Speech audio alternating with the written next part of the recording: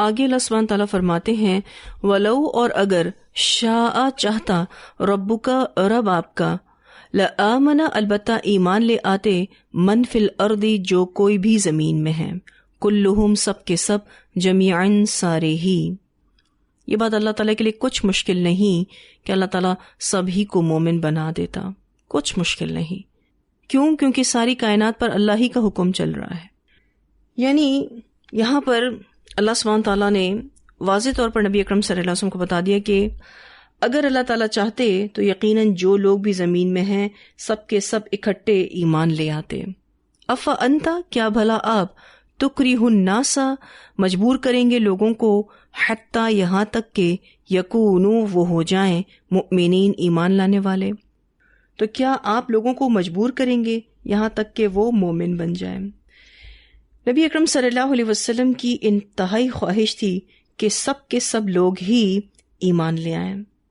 اللہ سبحانہ تعالیٰ فرماتے ہیں اور اگر اللہ چاہتا تو ایسا کر بھی سکتا تھا، مگر یہ بات اللہ کی مشیت کے خلاف ہے. یعنی اللہ تعالیٰ نے ایسا نہیں چاہا، وہ اس لیے کہ یہ بات اس کی حکمت اور مصلحت کے خلاف ہے جسے مکمل طور پر وہی جانتا ہے، یعنی اللہ تعالیٰ ہی جانتے ہیں. اللہ کی مشیت یہ ہے کہ لوگ جب بھی ایمان لائیں تو اپنی بصیرت سے ایمان لائیں، اپنے اختیار اور ارادے کو پوری آزادی کے ساتھ استعمال کر کے ایمان لائیں. اللہ تعالیٰ لوگوں کو ایمان پر مجبور نہیں کرتا، لہٰذا آپ صلی اللہ علیہ وسلم کی ذمہ داری نہیں کہ کسی کو ایمان لانے پر مجبور کریں. یعنی آپ صلی اللہ علیہ وسلم کسی کو ہدایت نہیں دے سکتے، اور نہ آپ اس کے مکلف ہیں، اور نہ آپ کو ان کے ایمان نہ لانے کی وجہ سے کچھ رنج کرنے یا پریشان ہونے کی ضرورت ہے. یعنی آپ صلی اللہ علیہ وسلم اس کا ٹینشن نہ لیں، کیونکہ نبی اکرم صلی اللہ علیہ وسلم کے ذمے صرف اور صرف دین کو پہنچانا تھا. آپ صلی اللہ علیہ وسلم کسی پر بھی داروغہ بنا کر نہیں بھیجے گئے. بے شک نبی اکرم صلی اللہ علیہ وسلم کی یہ خواہش ہوتی تھی کہ جو محنت آپ کر رہے ہیں لوگ اس کو ایکسیپٹ کر لیں اور مسلمان ہو جائیں. لیکن کیا آپ صلی اللہ علیہ وسلم لوگوں کو مجبور کریں گے کہ وہ مومن ہو جائیں؟ ایسا اللہ سبحانہ تعالیٰ نبی اکرم صلی اللہ علیہ وسلم سے کہہ رہے ہیں. سمجھانا یہ مقصود ہے، یہ نہ آپ کا حق ہے اور نہ آپ پر فرض ہے، بلکہ یہ تو اللہ کے قبضہ قدرت میں ہے. یعنی اللہ تعالیٰ ہی ہدایت دے سکتا ہے. نبی اکرم صلی اللہ علیہ وسلم بے شک انتہائی خواہش رکھتے ہیں کہ سبھی لوگ مومن ہو جائیں، لیکن ایسا ہو نہیں سکتا. اللہ سبحانہ تعالیٰ کسی کو بھی ایمان لانے پر مجبور نہیں کرتا، کیونکہ مجبوری کا ایمان لانا ایمان نہیں ہے، یہ اللہ کا قاعدہ ہی نہیں ہے. اللہ نے کسی کو بھی مجبور نہیں کیا، بلکہ آزادی دی ہے، چوائس دی ہے. اللہ تعالیٰ چاہے تو زبردستی مومن بنا دے، اس کے لیے کیا مشکل ہے، لیکن اللہ ایسا نہیں چاہتے.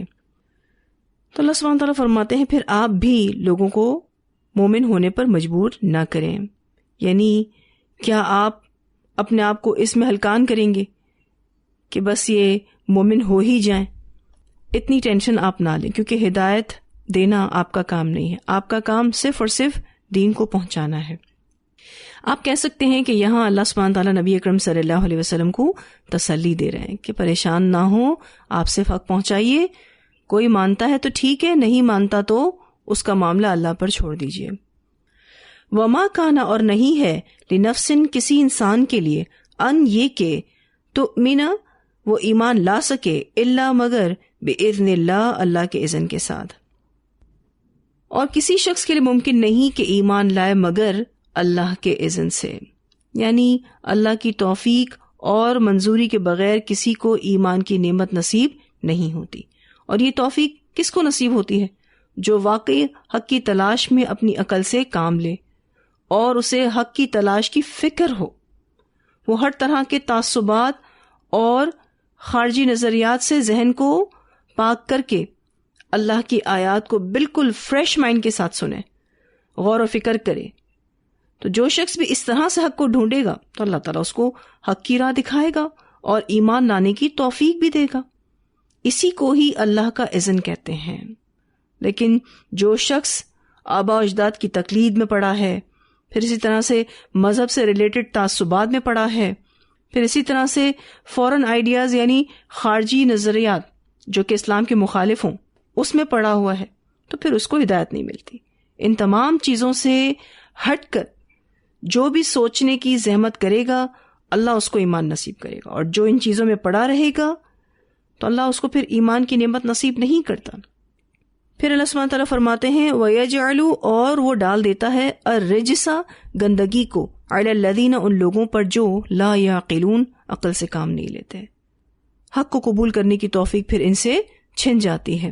اور یہاں پر گندگی سے مراد جہالت، گمراہی، پھر اسی طرح سے کفر و شرک، غلط بیانیاں اور عذاب بھی ہے.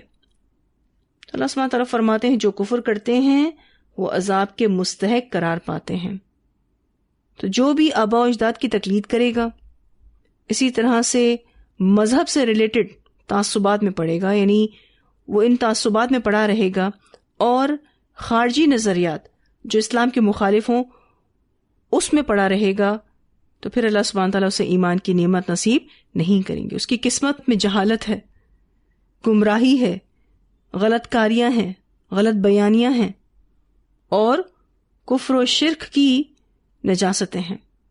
ان نجاستوں کے سوا اس کے پاس پھر کچھ نہیں ہوتا.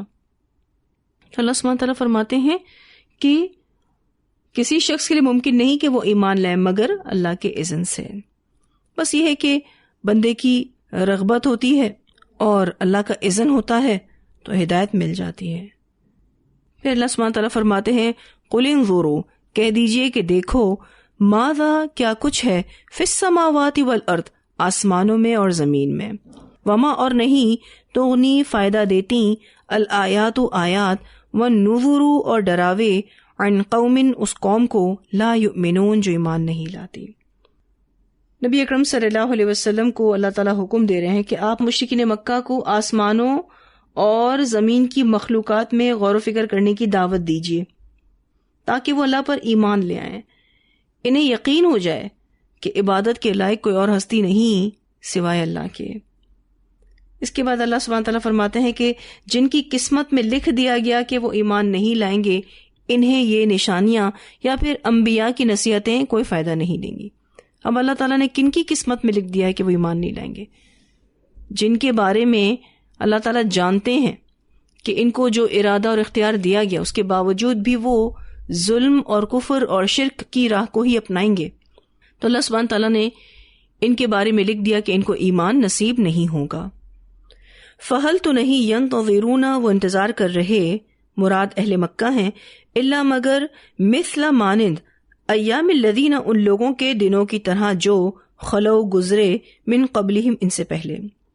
اور یہاں پر ایام الذین خلو من قبلہم سے مراد برے دن ہیں، عذاب والے دن ہیں، یعنی رسولوں کی تکذیب کرنے والی قوموں پر جو عذاب کے دن آئے وہ مراد ہیں. اچھا، ان کو قرآن میں ایام اللہ بھی کہا گیا ہے، تو کیا یہ اس چیز کا انتظار کر رہے ہیں کہ ان پر ویسے ہی دن آئیں جیسے دن ان سے پہلے کے لوگوں پر گزرے ہیں؟ یعنی یہ بھی عذاب ہی کو چاہ رہے ہیں، عذاب کا ہی انتظار کر رہے ہیں.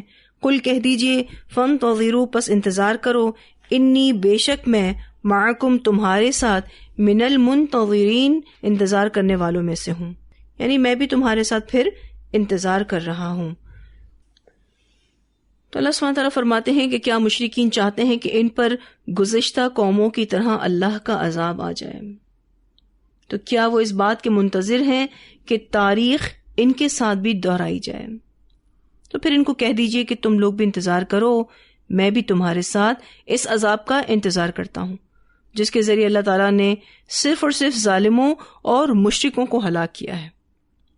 ثم پھر ننجی ہم نجات دیتے ہیں رسولنا اپنے رسولوں کو، والذین آمنوا اور ان لوگوں کو جو ایمان لاتے ہیں، کذالک اسی طرح، حقاً واجب ہے علینا ہمارے ذمے، ننجی المؤمنین کہ ہم نجات دیں مومنوں کو.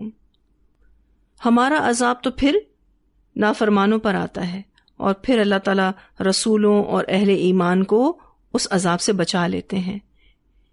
کیوں بچا لیتے ہیں؟ کہ اللہ تعالیٰ نے اپنے اوپر اس بات کو واجب کر لیا ہے کہ اہل ایمان عذاب سے بچا لیے جائیں گے. کذالک حقا علینا ننجی المؤمنین. قل کہہ دیجئے یا ایھا الناس، اے لوگوں. اب یہاں پر الناس سے اشارہ اہل مکہ کی طرف ہے اور ان کے بعد باقی تمام لوگوں کی طرف بھی ہے. ان کنتم، اگر ہو تم، فی شکن، کسی شک میں، من دینی، میرے دین سے، فلا، تو نہیں، اعبد الذین، میں عبادت کرتا ان ہستیوں کی جن کی تعبدون، تم عبادت کر رہے ہو، من دون اللہ، اللہ کے سوا، ولیکن، اور لیکن، اعبد اللہ، میں عبادت کرتا ہوں اللہ کی، الذی، وہ جو، یتوفاکم، فوت کرے گا تم کو، وامرت، اور مجھ کو حکم دیا گیا، ان اکون من المؤمنین، یہ کہ میں ہو جاؤں ایمان لانے والوں میں سے. اب یہاں پر اللہ سبحانہ تعالیٰ نبی اکرم صلی اللہ علیہ وسلم سے کہلوا رہے ہیں کہ آپ کہہ دیجئے، اے نبی صلی اللہ علیہ وسلم، آپ کہہ دیجئے، اے لوگوں، اگر تم میرے دین کے بارے میں کسی شک میں ہو تو میں ان کی عبادت نہیں کرتا جن کی تم اللہ کے سوا عبادت کرتے ہو، اور لیکن میں اس اللہ کی عبادت کرتا ہوں جو تمہیں قبض کرتا ہے، تمہیں فوت کرتا ہے، اور مجھے حکم دیا گیا ہے کہ میں ایمان لانے والوں میں سے ہو جاؤں. سارے کفار عرب کو نبی اکرم صلی اللہ علیہ وسلم کی زبانی یہ بتایا جا رہا ہے کہ دین اسلام کی صداقت میں تمہارے شبے کی وجہ سے میں اللہ کو چھوڑ کر تمہارے معبودوں کی عبادت نہیں کروں گا. ایکچولی یہ نبی اکرم صلی اللہ علیہ وسلم سے تھوڑا بہت کمپرومائز چاہ رہے تھے کہ آپ تھوڑا سا کمپرومائز کر لیں. تو آپ صلی اللہ علیہ وسلم کو اللہ سبحانہ تعالیٰ نے یہ حکم دیا کہ آپ ان کو بتا دیں کہ آپ تھوڑا سا بھی کمپرومائز کرنے والے نہیں ہیں. یعنی کیا تم یہ سمجھتے ہو کہ میں کسی طرح کی کنفیوژن کا شکار ہوں؟ میں تمہارے کہنے پر اپنے دین کے ساتھ کمپرومائز کر لوں گا؟ تو ایسا نہیں ہے. میں ان ہستیوں کی بالکل بھی عبادت نہیں کروں گا جن کی تم عبادت کرتے ہو اللہ کو چھوڑ کر. اور توحید کا اظہار بھی کیا کہ میں صرف اور صرف اللہ کی عبادت کروں گا. اور اللہ سبحانہ تعالیٰ کی یہاں جو صفت بتائی گئی ہے، الذی یتوفاکم، وہ جو فوت کرے گا تم کو. کیونکہ موت کو تو سبھی مانتے ہیں نا، ہر کوئی مانتا ہے کہ موت سب کو آئے گی، اور یہ بھی مانتا ہے کہ کوئی اس کو ٹال نہیں سکتا، اور موت سب کو ناگوار بھی ہوتی ہے. تو اللہ سبحانہ تعالیٰ کی اس صفت کے ساتھ یہاں پر توحید کا اظہار کروایا گیا کہ جس کو کوئی نہیں ٹال سکتا. تو نبی اکرم صلی اللہ علیہ وسلم نے یہ کہا کہ میں صرف اور صرف اللہ تعالیٰ کی عبادت کروں گا جس کے اختیار میں زندگی اور موت ہے. مجھے تو یہ حکم دیا گیا ہے کہ میں مومن بن کر رہوں. وَأَنْ، اور یہ کہ اقم، قائم رکھ، وجہ کا، اپنا چہرہ، للدینی، دین کے لیے، حنیفاً، یکسو ہو کر. اور مجھے یہ بھی حکم دیا گیا ہے کہ میں اپنا چہرہ دین کے لیے یکسو ہو کر قائم رکھوں. یہ ہے اصل اور سچا دین. ایکچولی دین اسلام کی جو خصوصیت ہے نا، وہ یہ ہے کہ اللہ کی طرف اپنے جذبات وابستہ کر لیے جائیں اور کسی کو اس کے ساتھ شریک نہ ٹھہرایا جائے. تو یہاں نبی اکرم صلی اللہ علیہ وسلم سے کہا جا رہا ہے کہ آپ اپنے دین کو یکسو ہو کر قائم کیجئے، اللہ کی طرف فوکس ہو جائیے. یہ صحیح اور درست دین ہے. یہاں جو حنیفن کا لفظ آیا ہے، یہ دین کی حالت ہے کہ دین شرک سے پاک ہے، اور جب انسان اس دین کو اپنا لیتا ہے تو پھر یہ اس کی حالت بھی بن جاتی ہے. جیسے کہ ہم نے حضرت ابراہیم علیہ السلام کے بارے میں پڑھا کہ وہ کیا تھے؟ حنیفن تھے. یعنی انسان شرک سے پاک ہو کر اللہ کی عبادت کرے. وَلَا تَكُونَنَّ، اور ہرگز نہ آپ ہوں، من المشرکین، مشرکوں میں سے.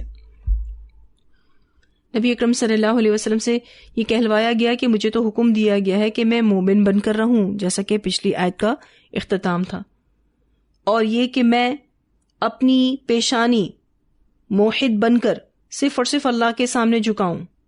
یعنی توحید پر عمل کرتے ہوئے اپنے سر کو صرف اور صرف اللہ کے سامنے جھکاؤں، اور کسی حال میں بھی اس کا کسی کو شریک نہ ٹھہراؤں. یعنی کسی قسم کا شرک میں نہ کروں. کتنا کلیئرلی نبی اکرم صلی اللہ علیہ وسلم سے کہلوایا گیا کہ آپ کہہ دیں کہ میرا طریقہ تم سے مختلف ہے. آج ہم قرآن و سنت کو فالو کرنے میں کتنا ڈرتے ہیں کہ لوگ کیا کہیں گے، لوگ ہم پر پھر کوئی نہ کوئی اسٹیمپ لگا دیں گے کہ جی یہ تو فلاں ہیں.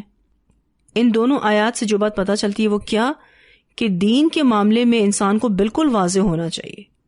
آپ اور میں قرآن و سنت کو فالو کرنے والے ہیں، اور یہ بات بالکل لوگوں میں واضح ہونی چاہیے. ہمارے اعمال اتنے کنفیوزنگ نہ ہوں کہ لوگ یہ انڈرسٹینڈ ہی نہ کر سکیں کہ آیا ہم کس چیز کو فالو کر رہے ہیں.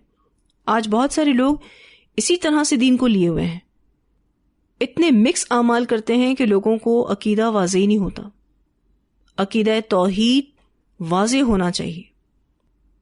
اور پھر آپ یہ دیکھیے کہ یہاں ان دونوں آیات میں ہدایات دی گئی ہیں جو کہ ہدایت سے ریلیٹڈ ہے، یعنی جن سے ہدایت نصیب ہوگی.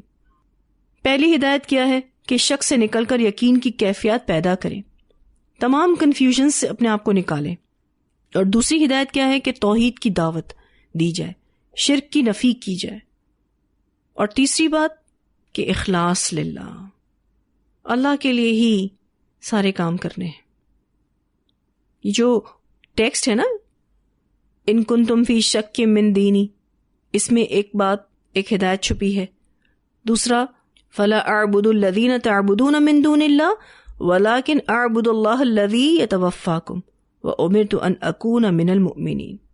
اس میں توحید کی دعوت اور شرک کی نفی ہے.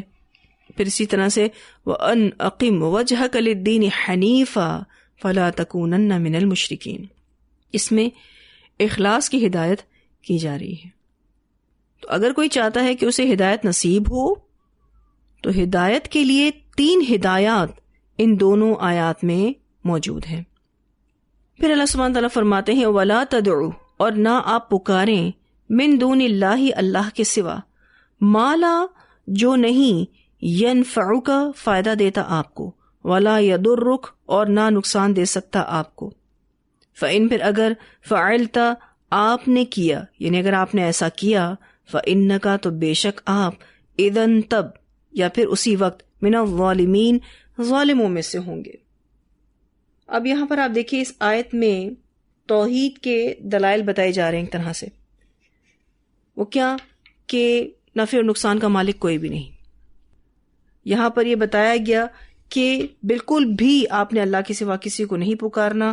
کیوں؟ وہ کوئی نفع نہیں دیتی، وہ کوئی نقصان نہیں دیتی. اگر ایسا کوئی بھی کرے گا، بات تو نبی اکرم صلی اللہ علیہ وسلم سے ہو رہی ہے، لیکن یہ بات سبھی کو سنائی جا رہی ہے کہ جو بھی ایسا کرے گا پھر وہ ظالموں میں سے ہوگا.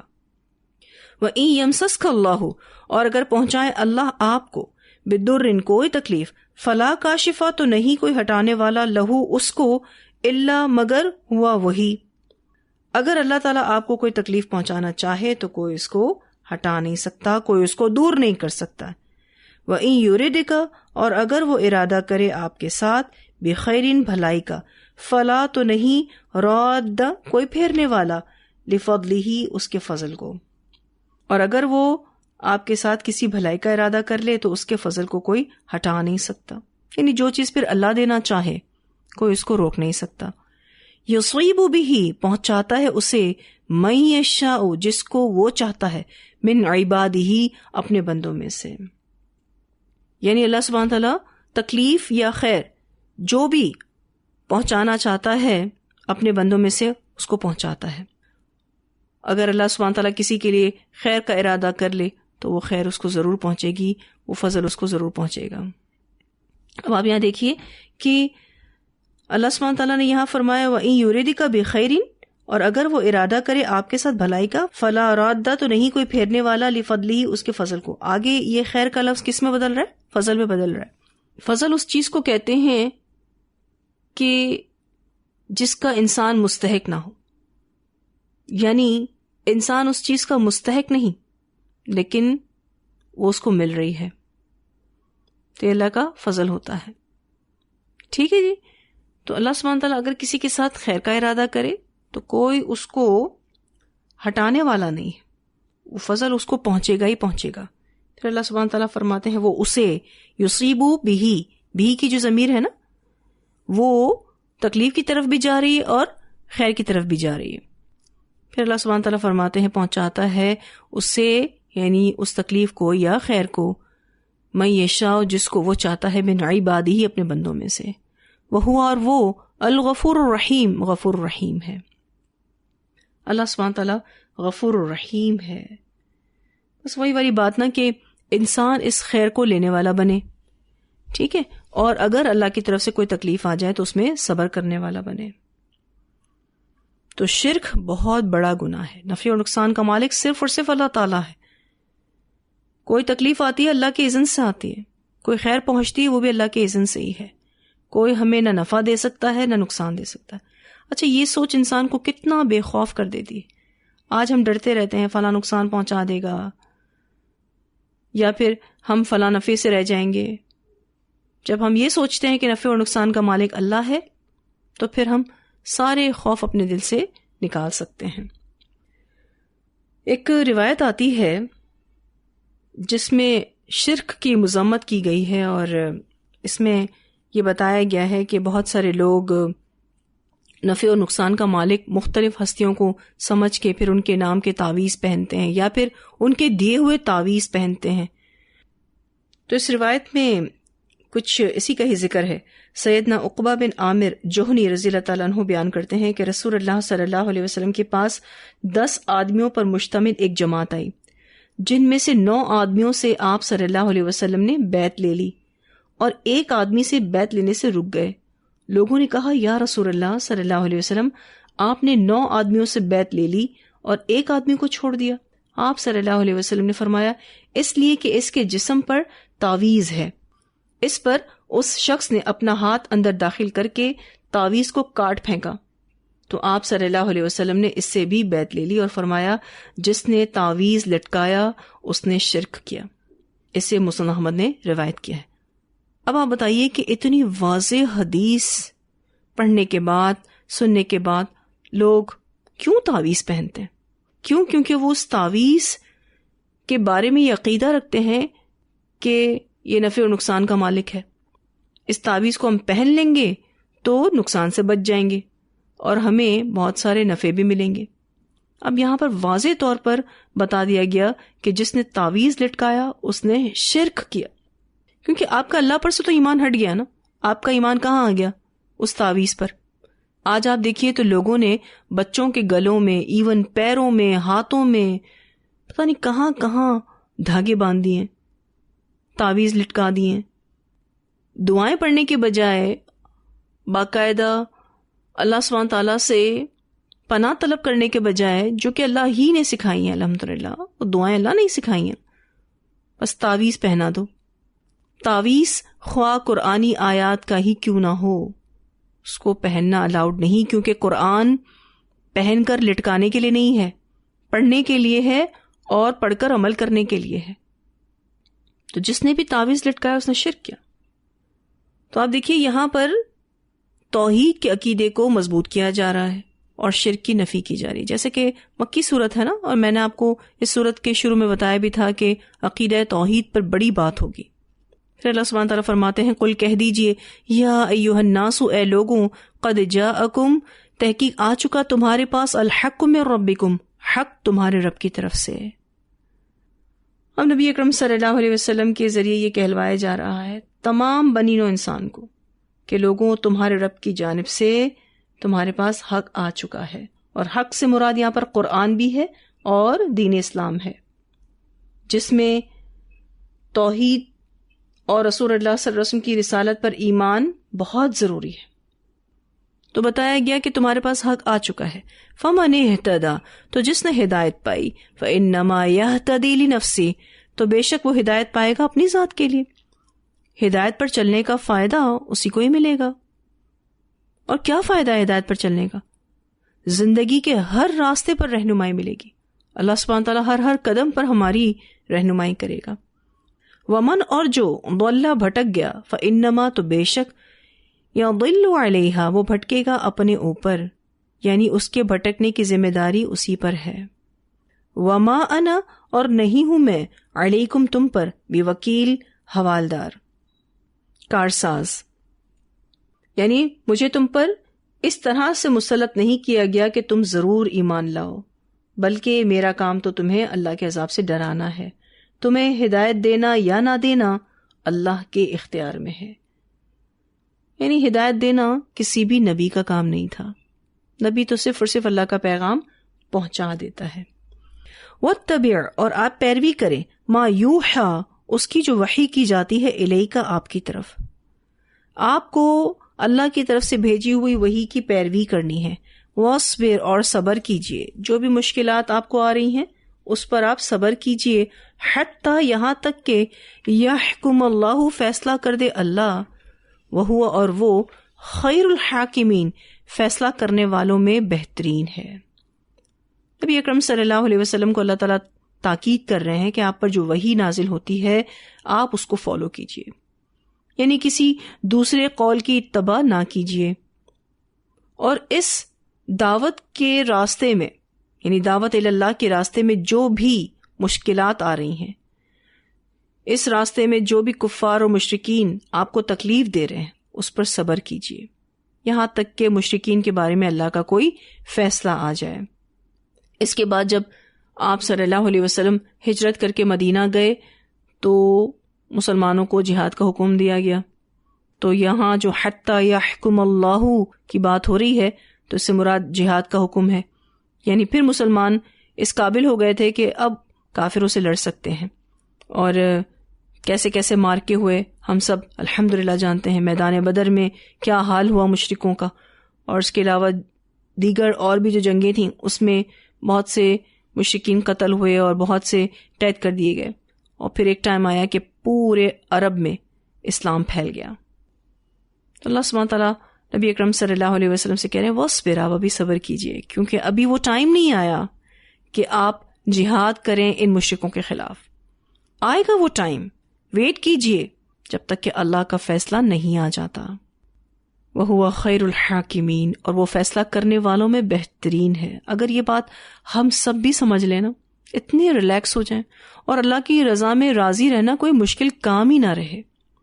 کیوں؟ کیونکہ اللہ کا علم کامل ہے، اس کی قدرت اور طاقت بھی وسیع ہے، اور اس کی رحمت بھی عام ہے. اس لیے اس سے زیادہ بہتر فیصلہ کرنے والا اور کون ہو سکتا ہے؟ کوئی اور ہو ہی نہیں سکتا. اللہ ہی ہے جو فیصلہ کرنے والوں میں بہترین ہے. تو یہاں الحمدللہ ہماری یہ صورت مکمل ہوئی. اتنی آیات کی تلاوت سنتے ہیں، پھر مختصر خلاصہ کریں گے انشاءاللہ. وَلَوْ شَاءَ رَبُّكَ لَآمَنَ مَن فِي الْأَرْضِ كُلُّهُمْ جَمِيعًا أَفَأَنْتَ تُكْرِهُ النَّاسَ حَتَّى يَكُونُوا مُؤْمِنِينَ وَمَا كَانَ لِنَفْسٍ أَن تُؤْمِنَ إِلَّا بِإِذْنِ اللَّهِ وَيَجْعَلُ الرِّجْسَ عَلَى الَّذِينَ لَا يَعْقِلُونَ قُلِ انظُرُوا مَاذَا فِي السَّمَاوَاتِ وَالْأَرْضِ وَمَا تُغْنِي الْآيَاتُ وَالنُّذُرُ عَن قَوْمٍ لَا يُؤْمِنُونَ فَهَلْ يَنتَظِرُونَ إِلَّا مِثْلَ أَيَّامِ الَّذِينَ خَلَوْا مِن قَبْلِهِمْ قُلْ فَانتَظِرُوا إِنِّي مَعَكُمْ مِنَ الْمُنتَظِرِينَ ثُمَّ نُنَجِّي رُسُلَنَا وَالَّذِينَ آمَنُوا كَذَلِكَ حَقًّا عَلَيْنَا نُنْجِي الْمُؤْمِنِينَ قُلْ يَا أَيُّهَا النَّاسُ إِن كُنتُمْ فِي شَكٍّ مِّن دِينِي فَلَا أَعْبُدُ الَّذِينَ تَعْبُدُونَ مِن دُونِ اللَّهِ ولكن أعبد الله الذي يتوفاكم وأمرت أن أكون من المؤمنين وأن أقم وجهك للدين حنيفا ولا تكونن من المشركين ولا تدع من دون الله ما لا ينفعك ولا يضرك فإن فعلت فإنك إذا من الظالمين وإن يمسسك الله بضر فلا كاشف له إلا هو وإن يردك بخير فلا راد لفضله يصيب به من يشاء من عباده وهو الغفور الرحيم قل يا أيها الناس قد جاءكم الحق من ربكم فمن اهتدى فإنما يهتدي لنفسه ومن ضل فإنما يضل عليها وما أنا عليكم بوكيل واتبع ما يوحى إليك واصبر حتى يحكم الله وهو خير الحاكمين۔